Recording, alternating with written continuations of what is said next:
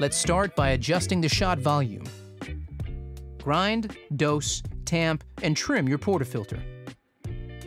Press the Program button, then insert and lock the portafilter into the group head. To reprogram the volume of the 1 or 2 cup button, select the button you wish to adjust to start the extraction.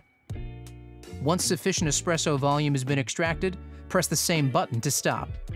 The machine will beep twice to confirm. Different beans require a different water temperature to extract their optimum flavor. The Barista Express allows you to adjust water temperature in 1 degree Celsius or 2 degrees Celsius increments from the default temperature. To enter advanced temperature setting mode, turn the machine off. Press and hold the Program button, then press the Power button.